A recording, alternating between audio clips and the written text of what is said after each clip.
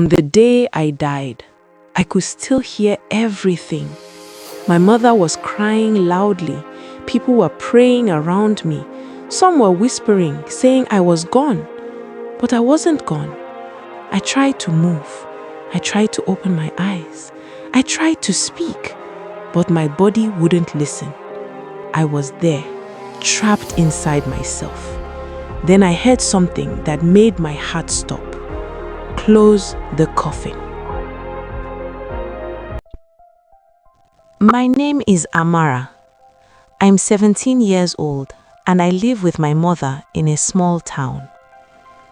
It's a quiet place where everyone knows each other. The kind of place where news spreads fast, especially bad news. It has always been just the two of us since my father died when I was little. My mother is not rich, but she's strong. Every morning, before the sun even comes out, she is already awake, cooking, arranging things, preparing for the day. Sometimes I wake up and just watch her quietly. "Mama, don't you ever get tired?" I once asked her. She smiled, but it wasn't a full smile. She said, "I will rest when you become successful." That always stayed in my mind. I wanted to make her proud. I wanted to take care of her one day. I didn't know that day would come in a way I never imagined.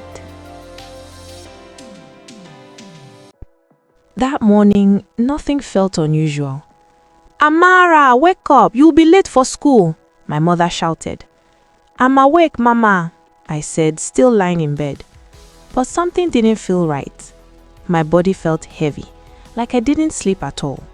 When I stood up, my head felt light for a moment. I held the wall. "Amara!" my mother called again. "I'm coming," I replied quickly, pretending everything was fine. When I came out, she looked at me closely. "You look pale," she said, placing a hand on my forehead. "I'm fine," I replied quickly. "Maybe it's the heat." She didn't look convinced. "You should stay at home today." "No, Mama, I have a test," I said. She sighed. "You always push yourself too much." "I'll be okay," I said, forcing a smile. She gave me food, but I barely ate. She noticed.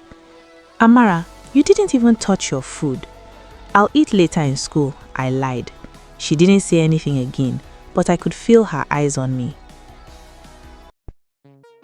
At school, I tried to act normal, but everything felt slow.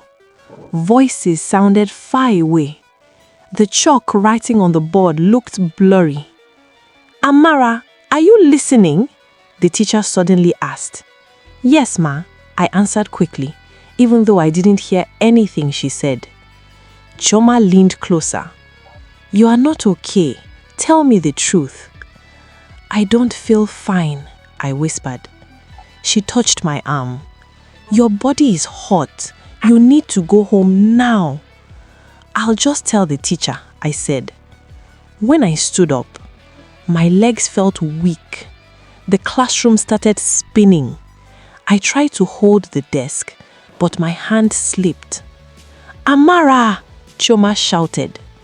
The last thing I saw was her face, full of fear. Then, everything went black. The next thing I knew, I could hear voices. "She's not responding. Check her pulse again." I realized I was in the hospital. I could feel a bed beneath me. Machines were beeping steadily. Then I heard my mother's voice trembling. "Doctor, please, don't give up on her." I wanted to answer. I tried to move. Nothing. Inside me, I was shouting, "I'm here! Mama, I'm here!" But outside, I was silent. The doctor spoke quietly. "We've done everything we can." There was a pause, a long, painful silence. Then the words that broke everything. "We lost her." My mother screamed. Not just cried, screamed. Amara, my child, no! I could feel her holding me, her body shaking, her tears falling on my face. That was when fear truly entered my heart. Not fear of dying, but fear of leaving her alone. Time passed. I don't know how long. I was taken home.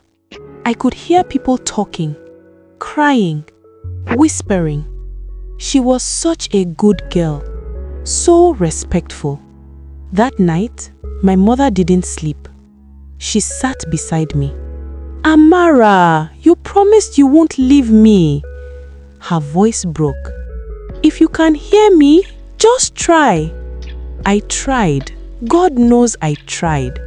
I pushed with everything inside me, but nothing happened. The next morning, someone said, we should bury her today. My heart raced. No, not yet. They prepared my body. I felt everything, every touch, every movement, but I couldn't respond. When they placed me inside the coffin, fear became real. Then my mother's voice one last time. My daughter, please come back. Close it, someone said. Bam! Darkness. At first, there was silence, then fear, then whispers. Amara. My heart raced. I couldn't move. Amara, can you hear us? Who is there? I whispered. She crossed over. She is not supposed to return, a voice said. Silence again. Then suddenly, my finger moved. I gasped. My hand moved again. I'm alive. I pushed. Nothing. Darkness everywhere. Then a sound. Scratch, scratch, scratch. Digging. Sand falling. Faster, louder, closer. Crack! Light burst in. Fresh air rushed into my lungs. The lid opened. An old man stood above me, calm, like he had been waiting. You woke up, he said quietly. How am I alive? I whispered, my body shaking. He looked at me for a long moment. You crossed over, but you returned. You came to life, he said. Your mother's tears, her pain, her prayers pulled you back. My chest tightened. I came back because of my mother? He nodded slowly. Then his face changed. But my heart stopped. You did not come back alone. Cold fear ran through me. Slowly, I turned, and then I saw it, standing in the darkness behind me, still, watching, smiling, a dark shadow. Death followed me.